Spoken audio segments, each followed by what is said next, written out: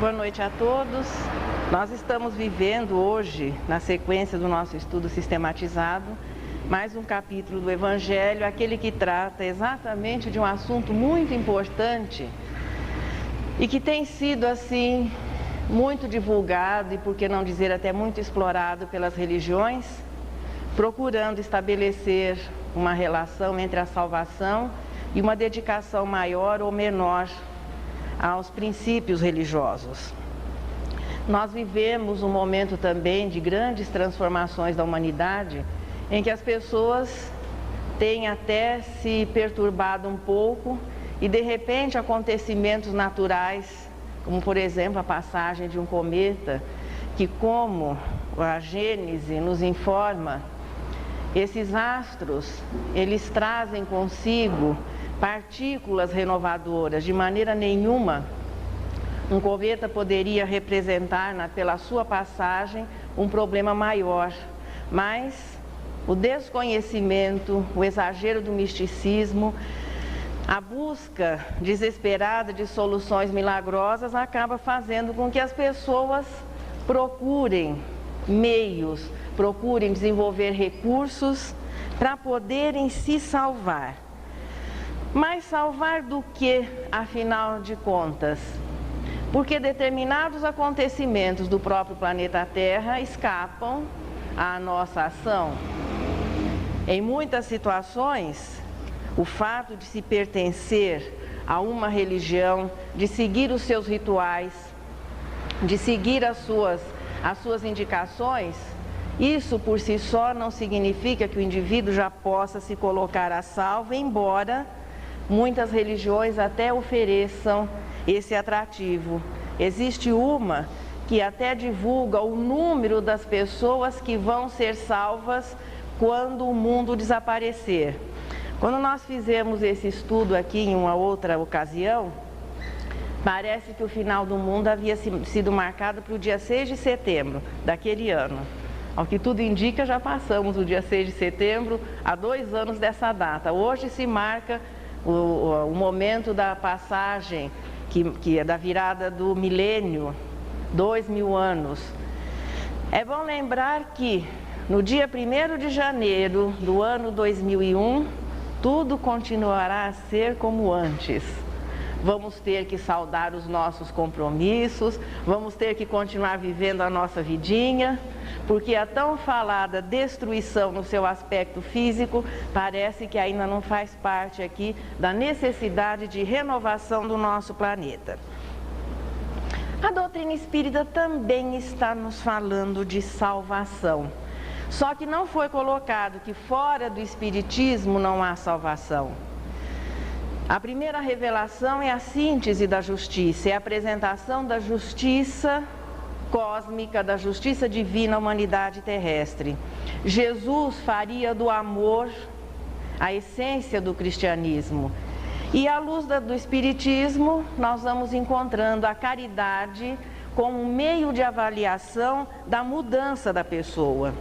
Por isso, se o assunto é salvação e alguma coisa que interessa a todos nós, é bom começarmos a descobrir quais são as características que vão adquirindo aqueles que estão procurando alcançar a salvação.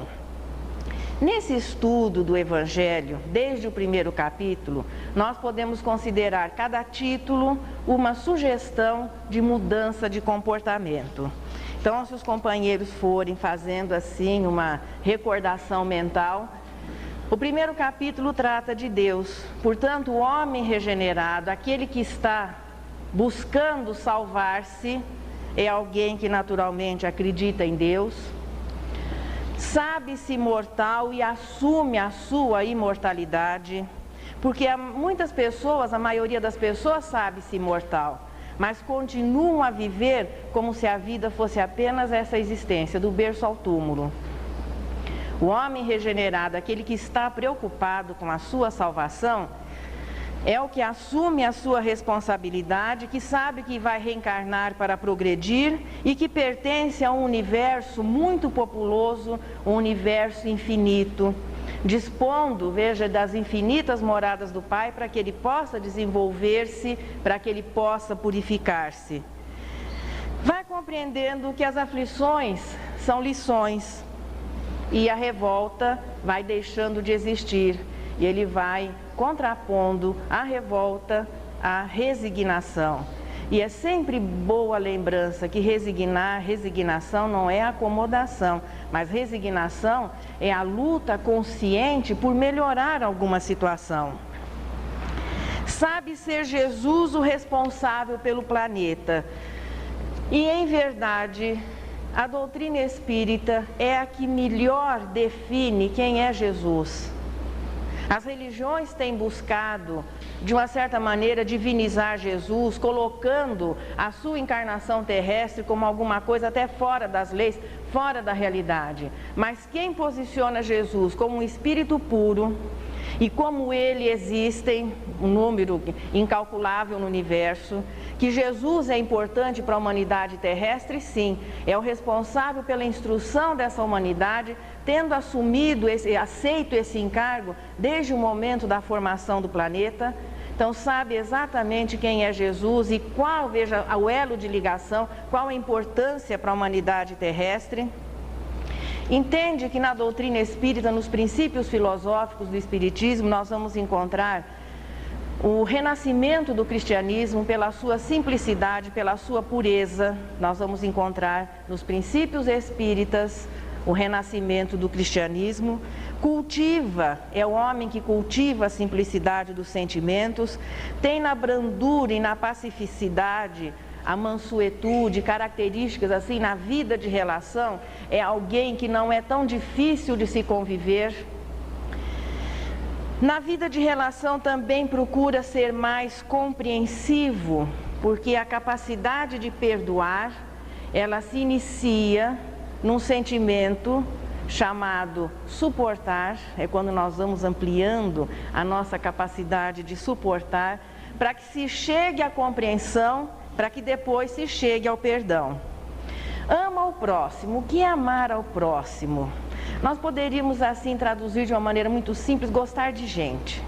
Gostar de gente não é uma coisa muito fácil, não. E determinadas profissões até exigem mais.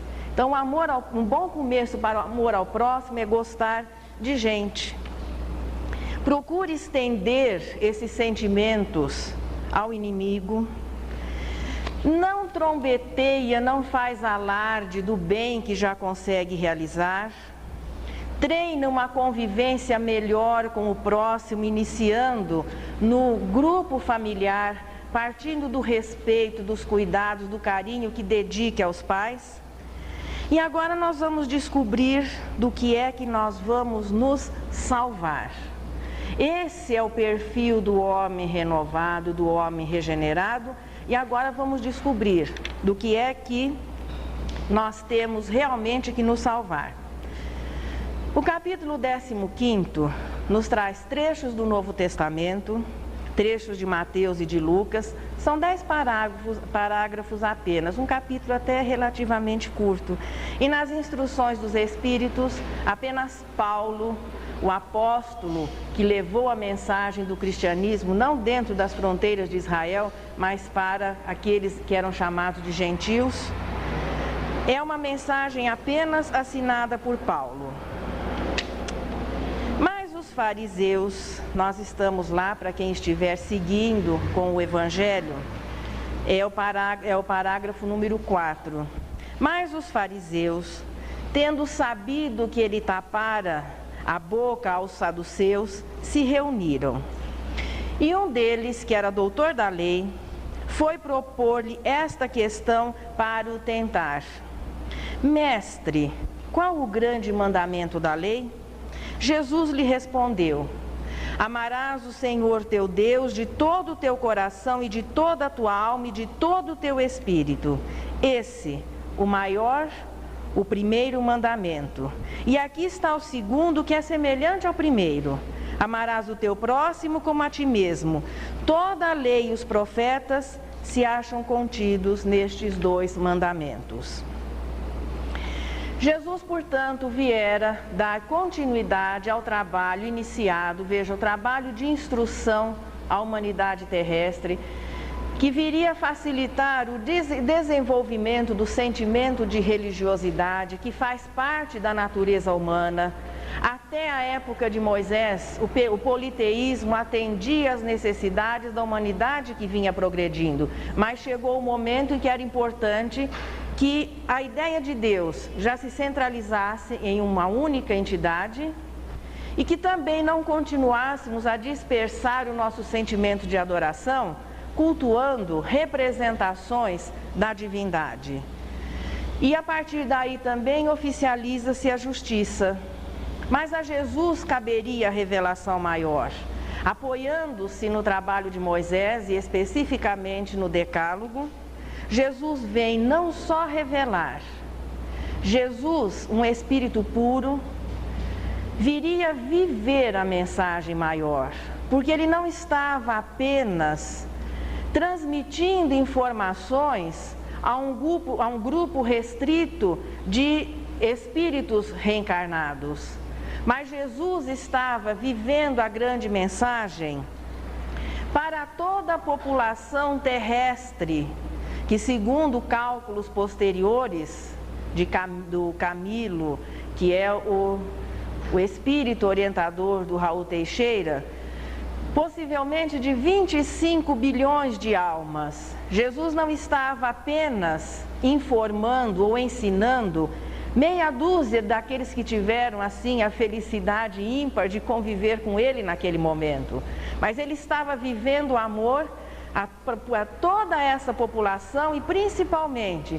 procurando sensibilizar as almas embrutecidas, ainda primitivas, não apenas com as suas lições, mas principalmente com o seu pensamento purificado. O amor, portanto, é a única lei, é a maior lei. Com amor, Deus criou e dirige, organiza e mantém o universo até hoje, e é o único sentimento que nós temos que desenvolver. Por isso, as coisas divinas são muito simples. Nós vamos sublimar, substituir sentimentos ainda muito carregados do primitivismo inicial, diluindo-os através da convivência, para que um novo sentimento vá se fortalecendo, que é o amor, que quando começa a existir no interior, ele se exterioriza na forma da caridade. O amor, quando começa a surgir no interior do indivíduo, identifica melhor a moral. A caridade, quando começa a se manifestar, identifica a existência do amor. Por isso Jesus colocaria no amor o maior mandamento, o amor a Deus, o amor ao próximo. É a única lei, é a única revelação a ser feita. E no início, na abertura do livro Estudos Espíritas de Joana de Ângeles, ali existe uma historinha que ilustra bem isso que nós estávamos dizendo, de que o amor é a lei maior, é a única lição. Contam que um jovem, sedento de afirmação espiritual, procurou certa vez o pensador e sacerdote hebreu Shammai e o interrogou: poderias ensinar-me toda a Bíblia durante o tempo em que eu possa guardar-me de pé, num só pé? Hoje nós falamos assim, fazer um 4, né? Para ver se a pessoa está firme, então ele fica apoiado num pezinho só. Impossível, responde o filósofo. Então, de nada me serve a tua doutrina, redarguiu o moço. Logo após buscou Hilel, famoso doutor, propondo-lhe a mesma indagação. O mestre acostumado a argumentar, o mestre acostumado a discutir, mas também conhecedor das angústias humanas, volta-se para o rapaz e diz: toma posição. O moço ficou num pé só. Pronto, respondeu. Ama, diz Hilel. Só isso? E o resto todo que existe na Bíblia? Ele interroga apressadamente. Basta o amor, concluiu Hillel. Todo o restante da Bíblia é somente para explicar isso. E nós podemos continuar, que naquela época só existiam, claro, os livros do Velho Testamento. Tudo que se escreveu depois também é apenas para isso. Para que nós consigamos compreender e passar a viver a renovação dos sentimentos. A essa renovação se dá o nome de amor, que se exterioriza nas formas da caridade. De vez em quando é bom fazer uma avaliação. Aliás, Santo Agostinho sugere, no finalzinho lá do Evangelho, que se faça uma avaliação. Então, desculpe, do Livro dos Espíritos, que se faça uma avaliação. Eu tenho ponto aqui, vocês não sabem. Como é que nós vamos fazer essa avaliação? Meditando um pouquinho. Nos concedermos alguns minutos do nosso dia tão atribulado, das nossas horas tão ocupadas, mas que possamos nos conceder alguns minutos e meditarmos. A sugestão de Santo Agostinho é que se faça isso pela noite, antes do deitar. A época dele não existia televisão e outras coisas mais, televisão no quarto. Então que se desligue tudo e vamos nos conceder um preparo para um sono inteligente e fazer uma avaliação do nosso dia. Quais são, veja, as nossas atitudes, quais são as nossas reações, como é que nós estamos convivendo no dia a dia com as pessoas, o que é que nós estamos sentindo com relação a Deus. Uma determinada oportunidade, eu vi uma enquete feita pela televisão de qual era o último pensamento que as pessoas tinham antes do adormecer. Qual era a última coisa que elas faziam? Por incrível que pareça, essa pesquisa era feita na zona bancária ali de São Paulo. As pessoas entrevistadas assim, pelo menos aparentemente, de classe média. Ninguém dos entrevistados disse que fez uma prece antes de adormecer. Pensa no namorado, nisso, daquilo, lê a notícia, mas ninguém de todos eles colocou que antes do adormecer fazia uma prece a Deus. É importante que nós nos concedamos estes momentos para que possamos avaliar. Como é que nós vamos avaliar o quanto estamos amando? Nós gostamos muito de saber o quanto estamos sendo amados. Os outros também. Então esse é o probleminha do amor. O amor é muito importante quando nós desenvolvemos o sentimento. Se os outros vão retribuir, se os outros vão nos amar, é um problema do outro. O amor faz feliz aquele que ama, essa é a realidade. Enquanto não houver um desenvolvimento nesse sentido, nós continuaremos carentes e cobrando dos outros alguma coisa que deve ser nossa realização. Pela maneira como tratamos o próximo, nós podemos sentir como é, veja, amando a Deus, nós vamos tratar bem o próximo. E amando o próximo, isso identifica que estamos respeitando Deus. As duas situações se entrelaçam. Como é que nós vamos amar a Deus? A quem?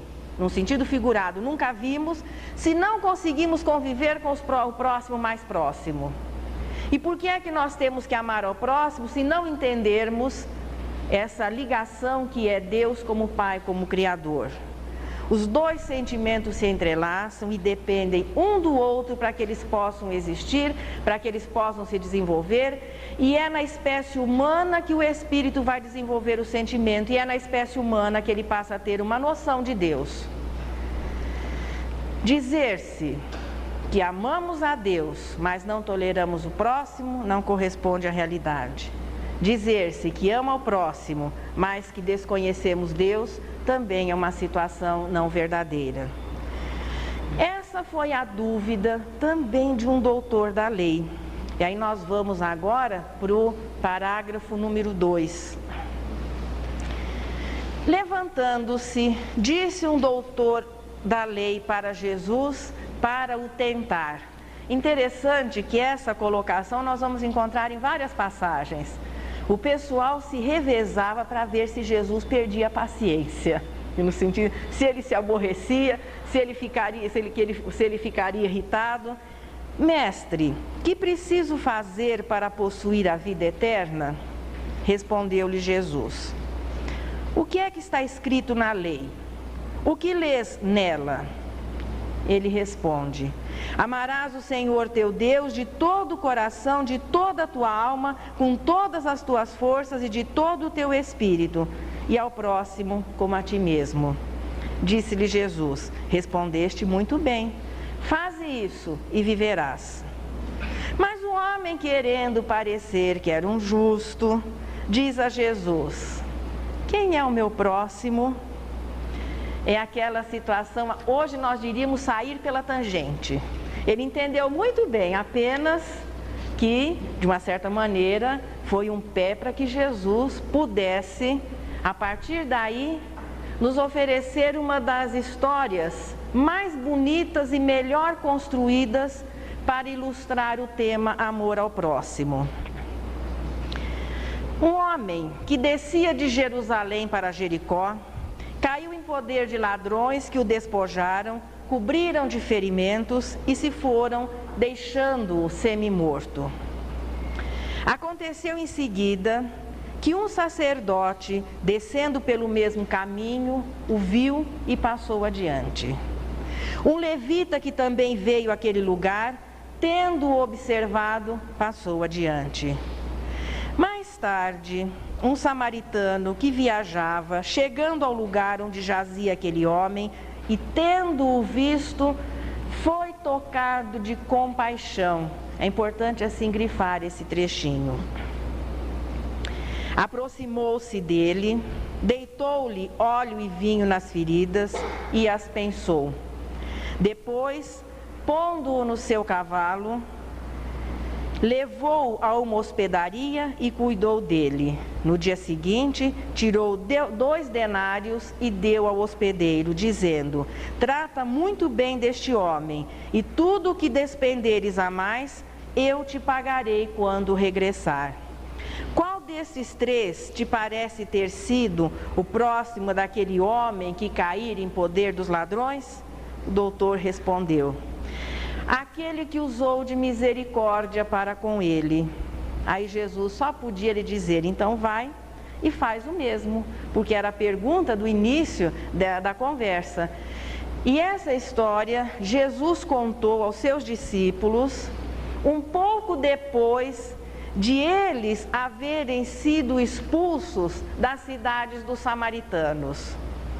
Porque existiam profundas divergências entre judeus e samaritanos, nós vimos isso ao início do trabalho, divergências desde a formação do povo judeu, não do povo hebreu, todos eles do ramo hebreu. E Jesus e os seus discípulos foram se aproximar de uma aldeia dos samaritanos e não foi permitida a entrada deles. Mas assim mesmo ele faz do samaritano o herói de uma das parábolas clássicas, de uma das histórias melhor construídas para que se pudesse ao final chegar ao raciocínio, para que no final se pudesse entender a mensagem. A caridade aqui no capítulo do Evangelho, ela é definida como o conjunto de todas as qualidades do coração. Quem é que Jesus transformou em herói? O samaritano, que para os judeus era alguém desacreditado, de mau proceder, não existiam relações, os samaritanos não se utilizavam sequer do templo de Jerusalém, construíram um na Samaria, aceitavam dos textos sagrados, dos textos bíblicos, apenas os 5 primeiros livros. De maneira nenhuma um judeu pensaria que um samaritano pudesse dar um bom exemplo. Se Jesus fosse contar essa historinha para os samaritanos, tenhamos a certeza, ele faria do judeu o herói. Quem era o próximo ali? Aquele desconhecido. O samaritano ali dá todas as demonstrações, praticando em primeiro lugar a caridade material. Qual foi a caridade material? O homem estava ferido, caído no meio da estrada. Então, em primeiro lugar, ele foi cuidar do quê? Dos ferimentos daquele homem. Depois, o coloca no seu cavalo. Aí tem início a fase da caridade moral, porque ele vai reintegrá-lo nos seus direitos. ele se responsabiliza pela sua permanência na hospedaria, porque em muitas situações, para que possamos levantar alguém, nós teremos que oferecer muito mais do que apenas o alimento, a roupa, até o remédio para o corpo. Quando se chega à sarjeta social do mundo, não é apenas a caridade material que reergue o indivíduo. E foi o que o samaritano fez. Aquele homem abandonado, se é que existiam documentos, sem dinheiro, sem condição nenhuma de provar a sua identidade ou que ele era um homem de bens, o que é que ele estava fazendo naquele momento. Foi importante que alguém se responsabilizasse por ele, compreendesse a sua situação e, além da caridade moral, vai lhe oferecer a caridade da compreensão, reconduzindo-o à sua situação de um cidadão, de uma pessoa respeitável. Não fica claro aqui se o samaritano era alguém muito piedoso, muito crente com relação a uma religião. Qual é o nome do samaritano? Se sabe apenas que era um homem da região da Samaria. Anterior a ele, havia um passado, um sacerdote, que fica bem claro, representava naquele momento a crença religiosa. O levita, a tribo dos levitas, é quem cuidava dos objetos, do culto. Desde as tradições de Moisés, eram os levitas que cuidavam da parte material do culto. Tanto o sacerdote como o levita estavam representando a fé e a organização religiosa. Os dois, quando viram o homem caído, passaram ao largo. Não se preocuparam em auxiliar de alguma maneira aquele homem abandonado na estrada. É exatamente por isso que fica bem claro que não é a crença religiosa ou a prática exterior da religião que habilita o indivíduo à salvação, mas é a mudança que vai ocorrendo no interior do indivíduo a partir dessa informação religiosa, a partir do contato que se toma com as leis, a partir do contato que se toma com a verdade. É a purificação do sentimento que vai colocando o indivíduo em condições de salvar-se. Ainda não descobrimos do que, mas por enquanto nós estamos iniciando assim, levando o nosso raciocínio. Portanto, não são as coisas de ordem exterior e nem a religião por si só que faz com que o indivíduo consiga habilitar-se à salvação. E Jesus aqui já deixa muito claro, e essa parábola é muito bem assim, desenvolvida, muito bem criada, os exemplos perfeitos, onde fica bem claro, não é a religião a situação, mas sim o que o indivíduo vive. Jesus sabia que no futuro a salvação seria explorada pelas religiões e que ofereceriam às pessoas o que? Em troca de ser um profitente dessa ou daquela religião, nós já estaríamos com a passagem garantida para o céu, que é o que se entende, a primeira assim, análise do assunto religioso. Quando termina a narrativa, ele pergunta ao doutor da lei que de início se fizera de desentendido. Então vai e faz o mesmo, faz aquilo que o samaritano fez. Seja bom.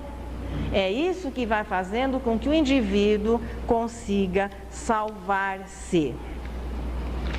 Inicialmente, quando o sentimento amor vai substituindo, vai sublimando aqueles sentimentos anteriores, tão nossos conhecidos e ainda muito atuantes em nós, que são o orgulho e o egoísmo, que são resquícios, são resíduos, são características do primitivismo, quando nas experiências anteriores à humanização, era muito importante ser o mais forte e conseguir as coisas para si. Isso era determinante de que a espécie pudesse se manter, que o indivíduo pudesse cumprir o seu papel. Só que iniciando-se na humanização, o indivíduo tem que começar a se modificar. Ele vai sublimar esses dois sentimentos, que são apenas um prolongamento do instinto, sublimando-os. O orgulho na humildade, o egoísmo na fraternidade.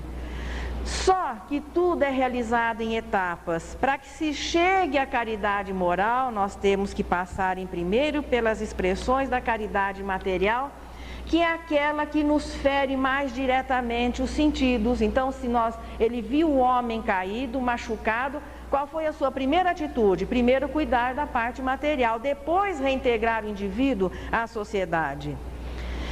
Se ainda não conseguimos nos sensibilizar com a carência exposta, em muitas situações até agressiva, às vezes nós estamos sentados diante da televisão assistindo o noticiário e as coisas são ali colocadas em muitas situações até de uma maneira agressiva, e você está ali com um pacotinho de salgadinho na mão, refrigerante na outra, aí eles mostram aquela população desesperada, morrendo de fome, arrastando-se pelas estradas. Naquele momento você sente um desconforto. O refrigerante engasga, o salgadinho já não desce mais, você se sente assim, parece que tirando alguma coisa de alguém. Como se fosse assim um amolecimento interior, e naquela hora parece que vamos levantar as bandeiras e mudar o mundo. Apenas que a notícia é rápida, passa depressa e vem o anúncio do último carro que está sendo lançado, aí você se esquece daquela miséria, daquela tristeza. Veja, se a visão da miséria ostensiva que nos choca não consegue despertar o indivíduo para a honestidade, para a responsabilidade dos atos, para procurar aliviar de alguma maneira, é claro que ainda estaremos muito longe da expressão verdadeira da caridade. Ninguém chega à caridade moral se não passa pelas primeiras definições da caridade material. É procurando doar coisas, amenizar as necessidades físicas, que nós vamos chegando na vida de relação, porque existe a carência material e existe a carência moral. À medida que nós vamos nos sensibilizando pela carência material, que começa na piedade, na compaixão, que foi o que o samaritano sentiu, depois sim nós estaremos começando o desenvolvimento da caridade na sua expressão verdadeira, que é a benevolência, indulgência e o perdão das ofensas. Aqui fica bem claro nesse texto que a caridade é o único recurso para que nós possamos nos salvar. Se a caridade é o único recurso de salvação, ela deve estar ao alcance de todos. Deixando de lado aquela ideia de que caridade é apenas doar recursos, procurar amenizar a carência material, veja que nós podemos ainda conversar mais um pouquinho.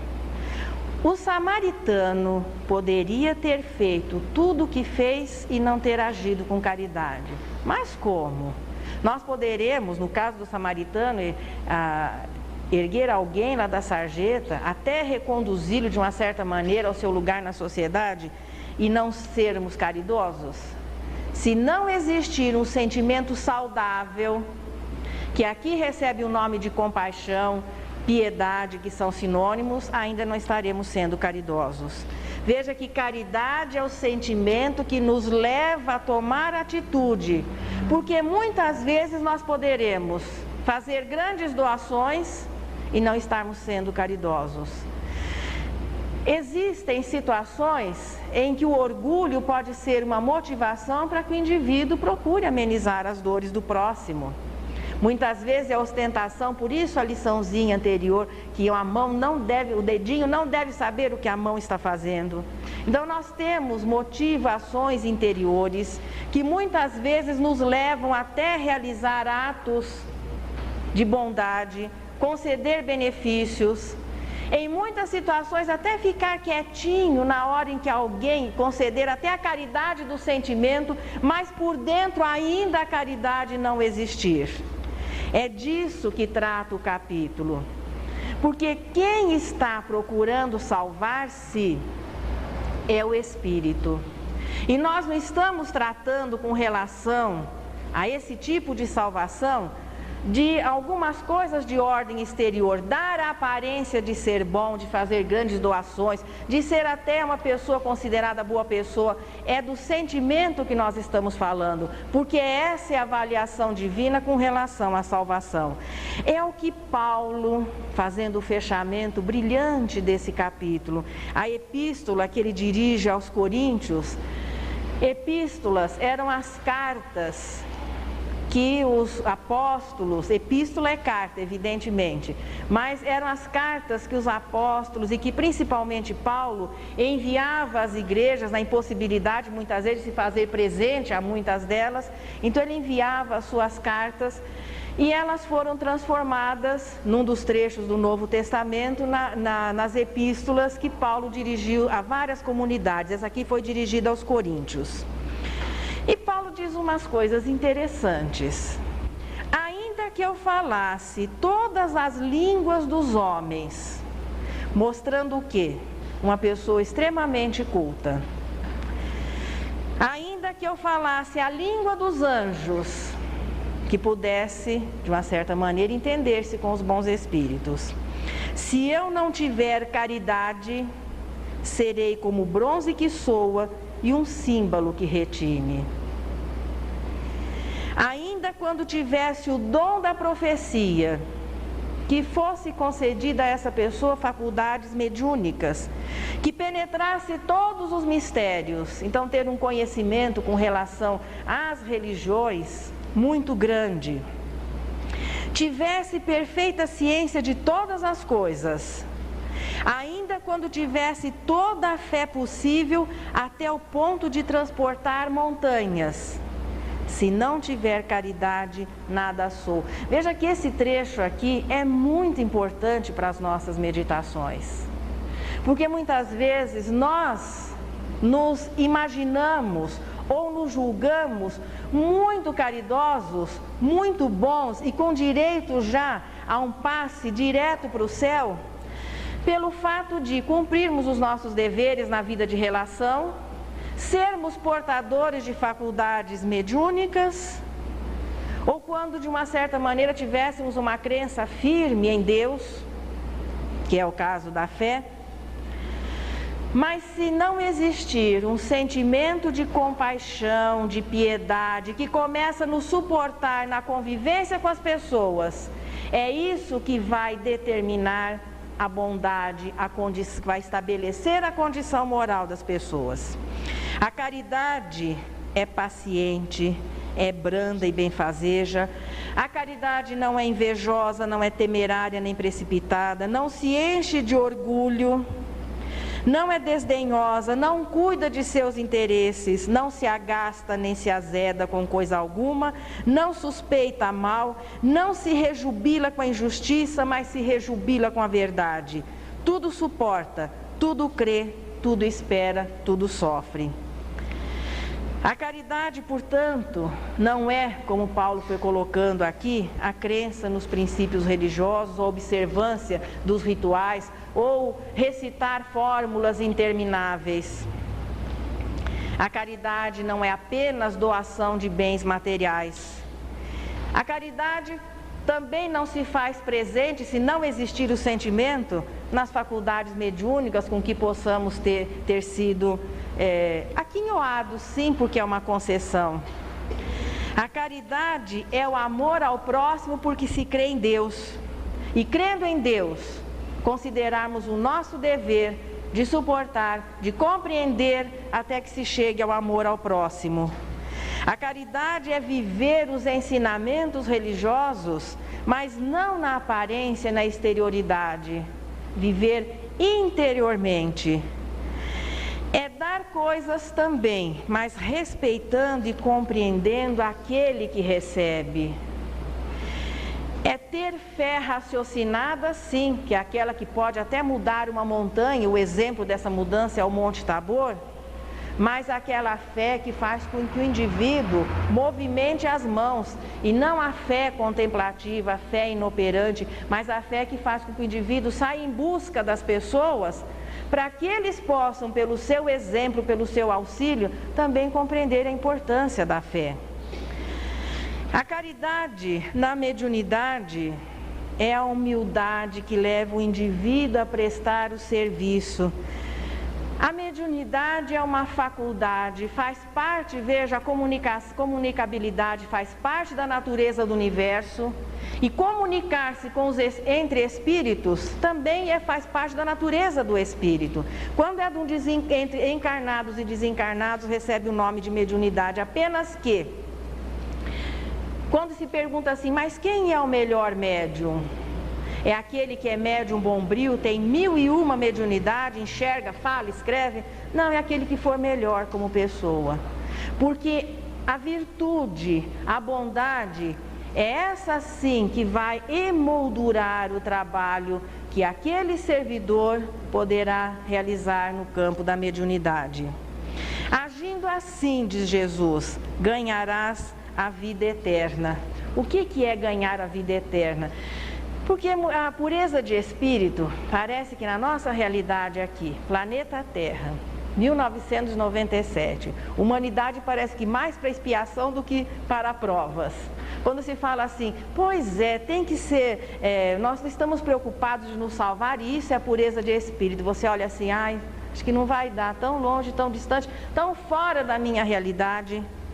Só que a salvação, que é quando o indivíduo se liberta da necessidade de reencarnar, porque o sentimento que antes eram os instintos, depois se transformam no sentimento, se terão sublimado na virtude.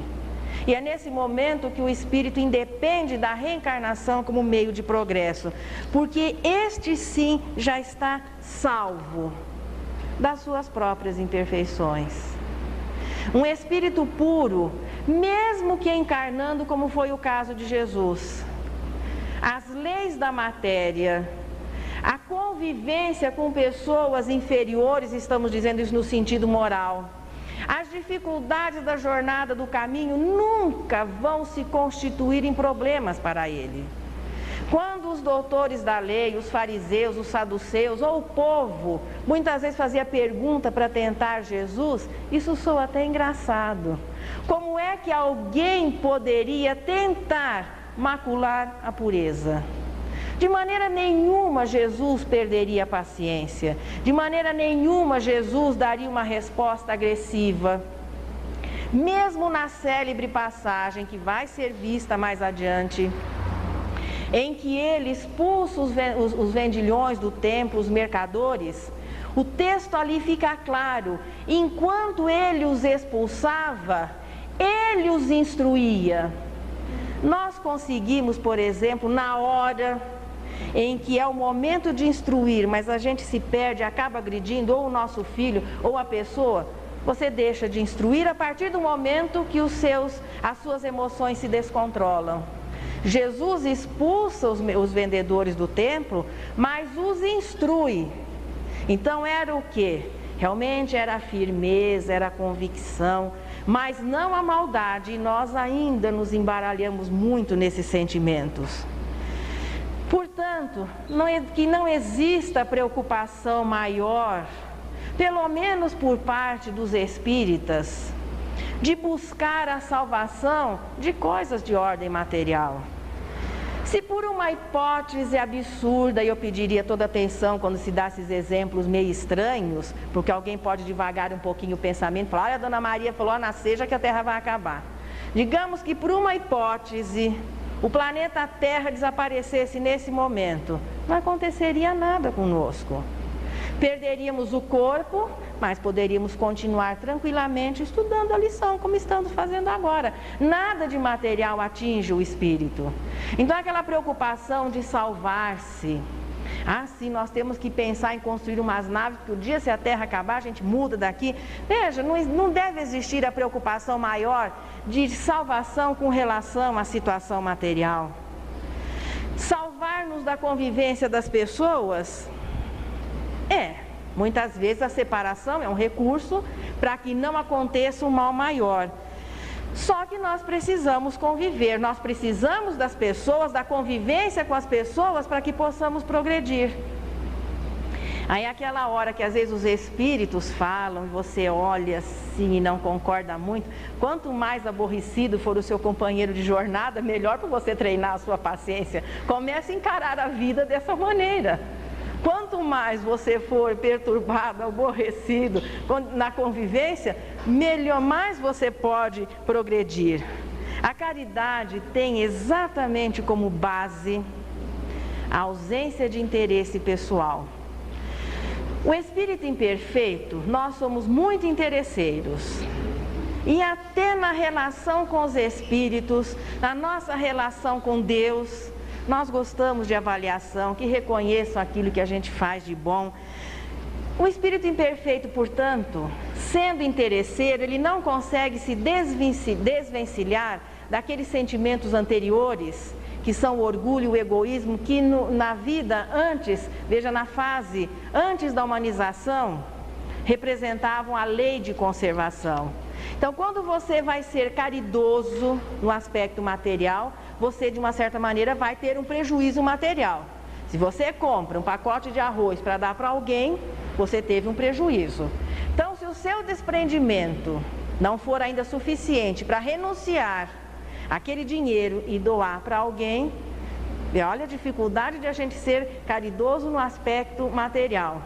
Então é aquela situação de você começar a contrariar o seu interesse pessoal, em primeiro lugar, nas coisas de ordem material. Nós começamos dando a sobra.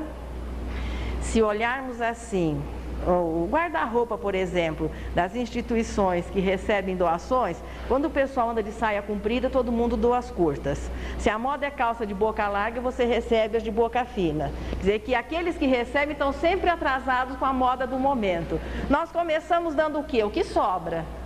E isso quando não se fica assim, nossa, mas aquele vestidinho que eu dei, ele ia me servir. Veja, o seu pensamento ainda fica lá com aquela peça que foi doada. Depois nós passamos a dividir com naturalidade, até que se chegue à caridade na expressão sentimento, que passa em primeiro lugar pelo suportar. Depois vem a situação de compreender. Veja que a caridade é um movimento assim, de dentro para fora. Você vai doar coisas materiais, você vai doar sentimento, e o instinto busca de fora para dentro. É meu, eu quero. Isso já vem desde a fase anterior à humanização. Então nós temos que lutar para modificar essa situação. Doar materialmente é a primeira lição, doar moralmente.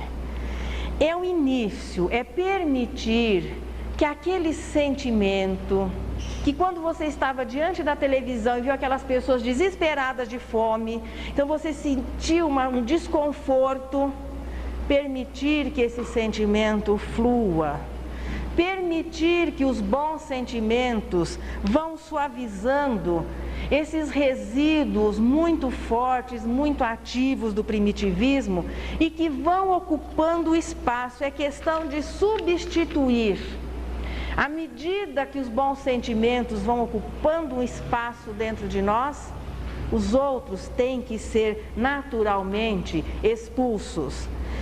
E nós temos apenas que substituir dois sentimentos, o orgulho e o egoísmo, substituindo-os por humildade e fraternidade, melhor dizendo, vamos simplificar um pouquinho mais, substituindo pelo amor.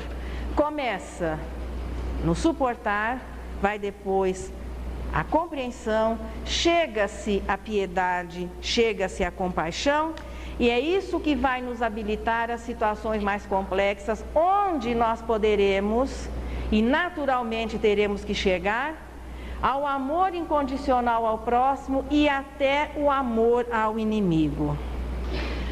Quando as dúvidas surgirem no nosso dia a dia, veja, a caridade, portanto, teria que estar ao alcance de todos.